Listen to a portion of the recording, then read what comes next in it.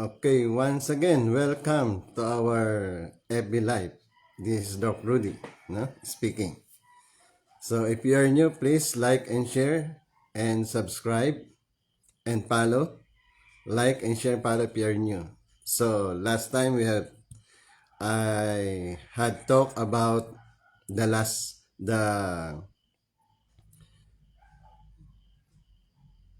I talk about the kingdom of heaven, the establishment of the kingdom of heaven. Now, what I'm going to talk about is the meaning of the last days.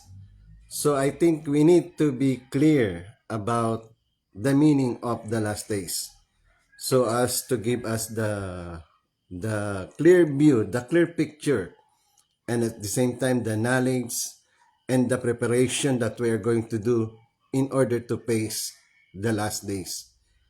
Because there are two things to happen in the last days, depending on our fulfillment of our portion of responsibility. The occurrence of the last days will depend on man's fulfilling our portion of responsibility. The human action, our way of life, our way of approaching God, our way of dealing with God, no, will consummate the last days. So basically, the last days is the last days of evil and the beginning of goodness. And that is in accordance with the perspective of God. If we are going to mention the perspective of God, the viewpoint of God about the last days, it will talk about that the last days is the last days of evil. And of course, there are many things to happen. No? If we fail to fulfill our portion of responsibility, that means the last days will be terrible, just like the days of Noah. So the last days will be terrible if we fail, to fulfill our portion of responsibility. If we fail to attend God, if we fail to attend God, if we fail to do our part with regards to the process, to the purpose of creation. Because God has a purpose in the very beginning. In the very beginning, the purpose of God is to establish the kingdom of heaven. So that means if Adam and Eve had established the kingdom of heaven, there is no need for God to send His Son. There is no need for the Lord Jesus Christ to be crucified. There is no need for God to sacrifice His only begotten Son. Why? Because the kingdom of heaven is there. However, because of Adam and Eve fell, that means the process, the purpose of creation has twisted. From accomplishment, the kingdom of heaven, it was prolonged 6,000 years ago. There are many things that God is doing, the providential of preparation for the establishment of the kingdom of heaven, the providential of separation of good and evil, and the providential of establishing our purpose of responsibility. So the meaning of the last days will depend on the part of human responsibility. Once we accomplish our part, our human responsibility, therefore, the outcome of the last days will be good for God and for humanity. So the kingdom of heaven, that is the goal of God. And that is absolute, eternal, and unchanging. Accomplishment of the will of God to establish the kingdom of heaven is absolute. But when it will be realized, it depends on us. It depends on us how God will realize it, when God will realize it. So the process of realizing, the kingdom of heaven is what we call the last days. Because God eventually will end the evilness of this world. So God gave us time for repentance. God gave us time to accomplish our portion of responsibility. So, if we fail, to accomplish our portion of responsibility, therefore, the destruction, the punishment of God will happen. Just like in the days of Noah, just like in the Sodom and Gomorrah. No? There are two things happen during the time of Noah. People failed to repent. In Sodom and Gomorrah, God failed to find people of goodness. But in Nineveh, that is another story. In Nineveh, no, the people of Nineveh repented, and then the destruction of Nineveh does not happen. And they live their life until today. So therefore, the same thing will happen in the last days. First and foremost, the last days is the last days of evil. Therefore, the last days will be the separation of good and evil. As the Bible say, let me quote in Matthew chapter 25 verse 34. Then the king will say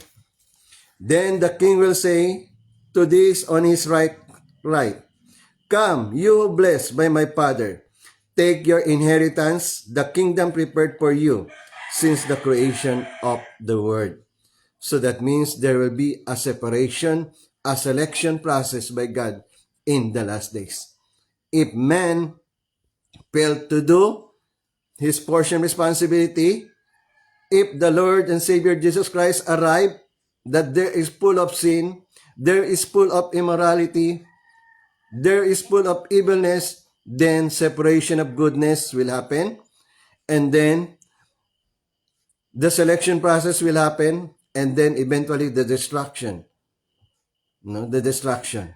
However, those things will not happen as it is because God gave us a choice. God gave us what we are going to do in the last days. First and foremost, in the last days, that will be the separation of goodness. Then, in the last days also, that will be the time of awarding of God. Awarding of God for what we have done. If we do goodness, then God will give us our reward.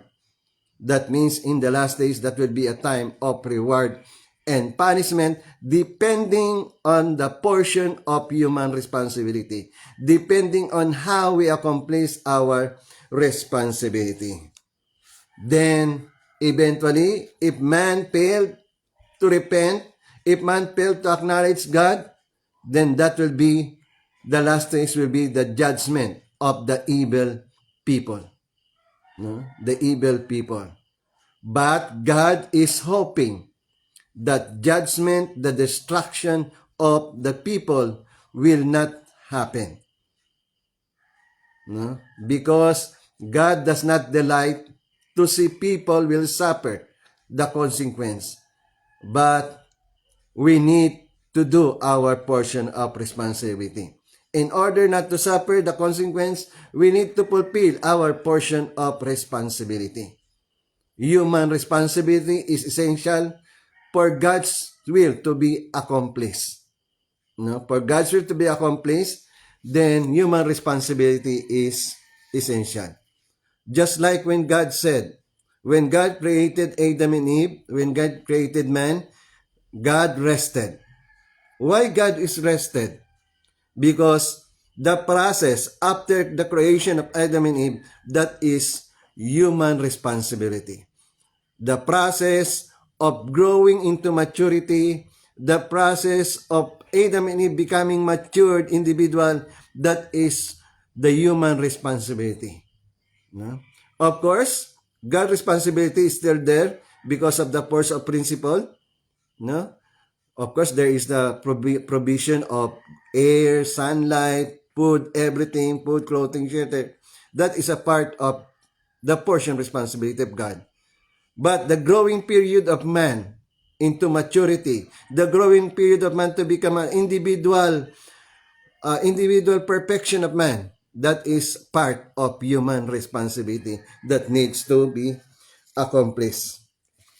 Then, so to speak, the last days is the last days of evil and the beginning of goodness. So that means God will make a way, just like in the song, God will make a way to see that the accomplishment of the will of God. God is a God of failure. Of course, there will be a setback, but those setback is not done, no, by God Himself, but it is done by human. It is done by the angel, just like the angel Lucifer. Angel Lucifer, failure to take responsibility to take care of Adam and Eve. Instead of taking care of Adam and Eve, what Lucifer did is he seduced Eve, no? And then eventually Eve seduced Adam. So human failure is the cause of the prolongation of the establishment of the kingdom of heaven. So that means human accomplishment, no? Human fulfilling responsibility will be the crucial to the accomplishment of God's will. And eventually, God will see that there will be accomplishment. Okay? So in the last days, there will be a period of 1,000 years. That is very long. No? So to speak, as I mentioned, in 40 years, we can establish the kingdom of heaven. But in Revelation, it says that there will be a 1,000 years. So that means after the separation of good and evil, then there will be a time that God will allow man of goodness to reign. The people of goodness will reign for 1,000 of years. Thousands of years. Then, if that thousands of years, human failed to accomplish his portion responsibility once again, then eventually, that will be a sad day. No, that will be a sad day. So, that means we need to accomplish our portion of responsibility. If we accomplish our portion of responsibility, if we establish the kingdom of heaven, no, before the arrival of second coming of our Lord and Savior Jesus Christ, then the last days will be the time of rejoicing. That last days will be the time of joy because we are going to be rewarded by our Lord and Savior Jesus Christ. No, just like it says, good work, my servant. So that means, as a servant of God, as we do our part, no, that means we need to show up to God that we are doing our part. We need to show out to God that we are fulfilling our human responsibility. So that means if we fulfill our portion responsibility, then the purpose and the meaning of the last days is accomplished. The meaning of the last days is to end evil. No? Not to end the creation, not to end the entire humanity. The purpose of the last days is to end the evilness, to end the ill of Satan's sovereignty. No? As the Bible says, the God of this world has blinded the mind of unbelievers. The God of this world is Satan. So therefore, the sovereignty of Satan must be eliminated, must wipe up. Because that is the will of God. The will of God is to establish the kingdom of heaven. Therefore, the last days is the accomplishment of the kingdom of heaven on earth. The kingdom of heaven on earth.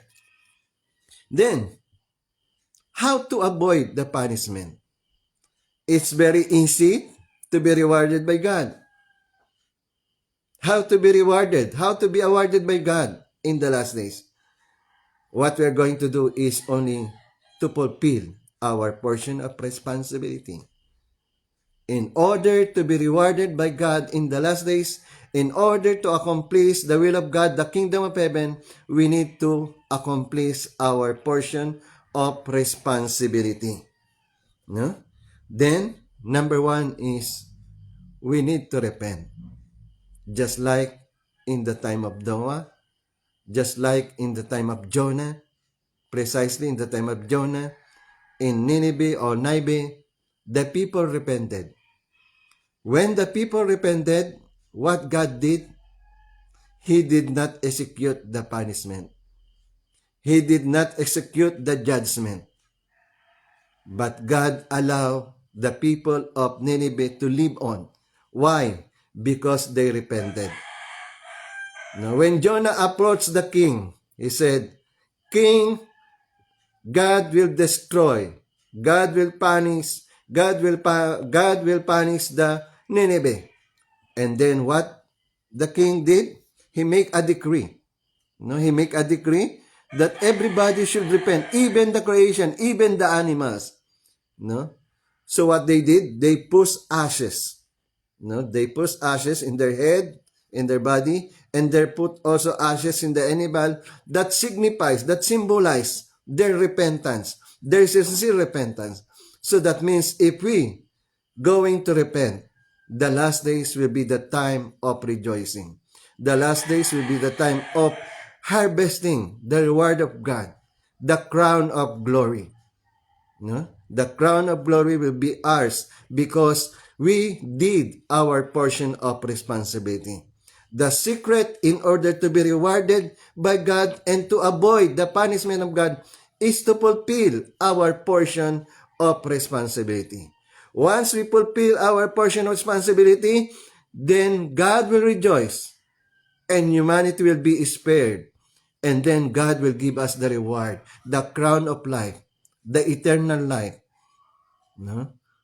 The eternal life, and then the kingdom of heaven on earth, where God and man are living together as one family, as one heavenly family. The kingdom of heaven is one heavenly family centered on God, centered on our Lord and Savior Jesus Christ. The king is, number one, is repent. Then another thing is accept our Lord and Savior Jesus Christ.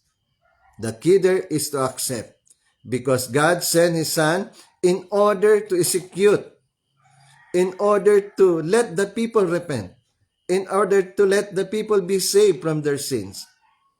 And then, once we are saved by God for condemnation, we need to fulfill our portion of responsibility. Then, along the way, we need to live our holy life. We need to live a pure life. No? Because once we are saved, we cannot just wait. Oh, I will wait for our Lord to come. I will wait for the kingdom of heaven to come. No. We need to participate. We need to live our life. Because according to our Lord Jesus Christ, if you love me, obey my commandment. So what is the commandment of our Lord Jesus Christ? Love God with all your heart, with all your soul, with all your strength. Love your neighbor as you love yourself. Love your enemy.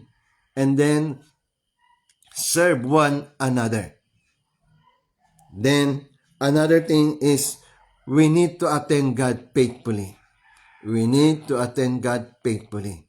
We cannot do the same as the Israelites did during their journey into the promised land. So along the journey to the promised land, the Israelites should demonstrate their absolute faith, their absolute obedience, their absolute love to God. No? However, what they did, they failed. They become faithless. So along the way, once we accept our Lord and Savior Jesus Christ into our life, we need to demonstrate our absolute faith, absolute love, and our absolute obedience to God. That means we need to live our holy life. We need to follow the words of God. We need to obey the commandment of our Lord and Savior Jesus Christ and execute it in our daily life. And then, last thing is participate in the building of the kingdom of God. That means our faithfulness to God, our obedience to God, our love to God, no? And our loyalty to God will not stop on us. That means our love to God, our faith to God must be inherited by our children. No? Must be inherited by our children. So what actually happened nowadays? So before in the past, the early Christians, they live a holy life. No? When they have the church mass, when they attended the church, holiness and sacredness is there. Not only in their words, no? But also in their action. You can see the holiness, the sacredness of the people in their dress, in their attendance to God. No? Because doing sin is not freedom. Doing sin is not human rights. Doing immorality is not our Bill of Rights. Our Bill of Rights, our human right is only to do goodness in the eyes of God. Our freedom, our human freedom is only to do goodness in the sight of God. Our human freedom does not connote immorality. No? Our human freedom does not connote to do evil things. Those evil things, those evilness, those immorality is not part of our human responsibility. It is not part of our human right. It is not part of our human freedom. But it is a part of our failure to attend God. Because the suffering, everything that happened on this earth is caused by the sin. So that means we need to eliminate sin.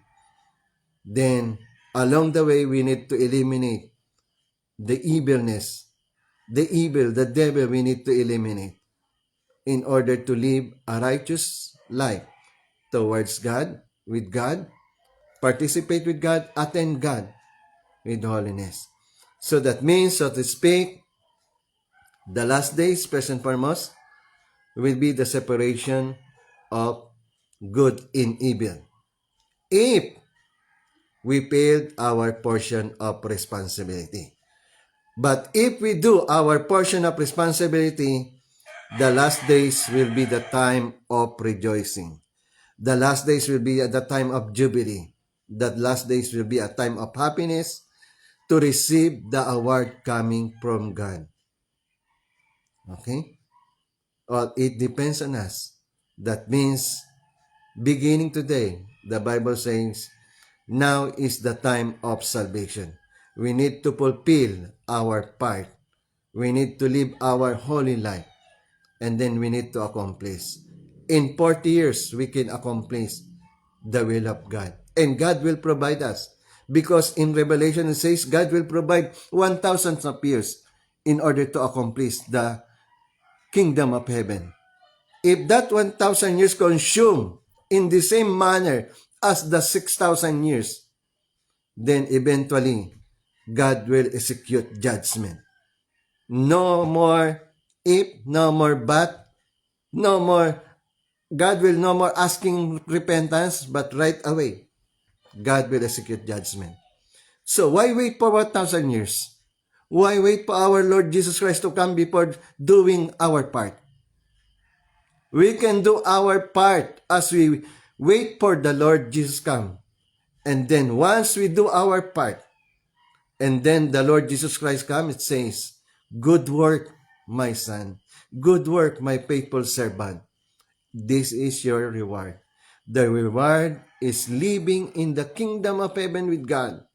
The reward is living with the Lord, with the Lord and Savior Jesus Christ. The reward is living in the kingdom of heaven. So to speak, no?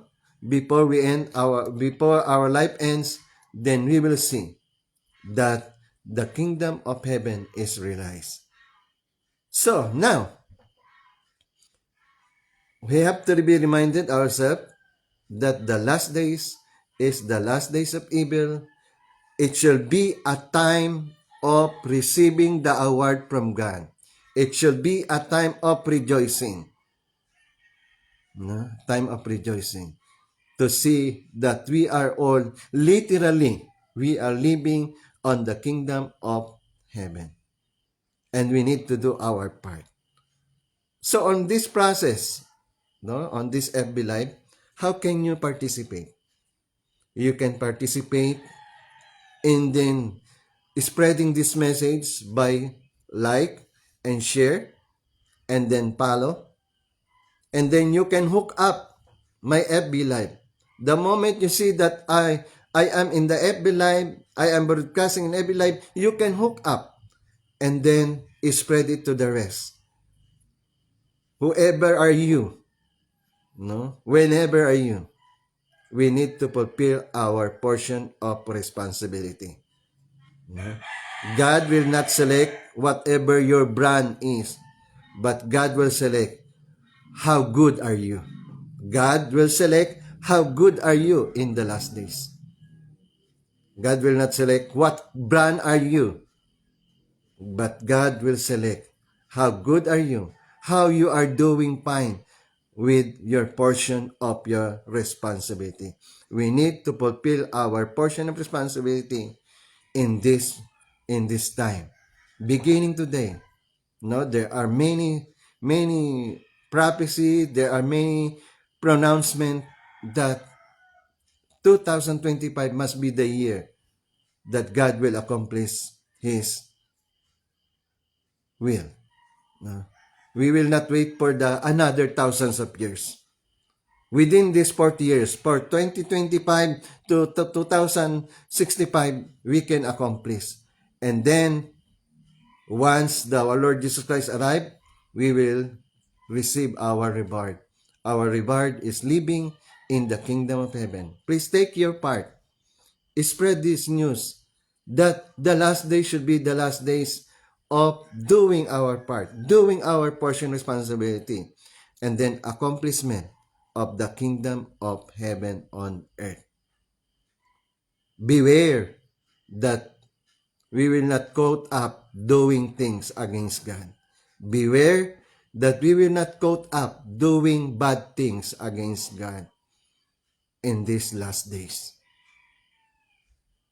We should fulfill our portion responsibility. We should do goodness, whatever we can.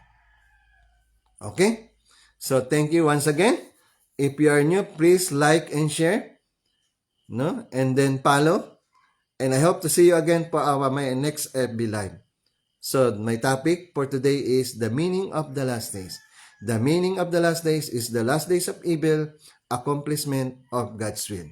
We should not wait for another 1,000 of years, as in Revelation said. There will be 1,000 of years in order to accomplish our portion of responsibility. Imagine, no? Imagine, God is very fair.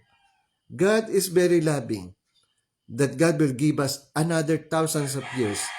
But we should not wait for that. Within 40 years, we we we need to accomplish. No? Let us accomplish the will of God in 40 years. From this time on, 2025 to 2065. Hope to see you in the kingdom of heaven. Hope to see you to experience the kingdom of heaven nowadays. In Jesus' name. Okay, thank you once again. And see you again for my next FB Live. Please like and share.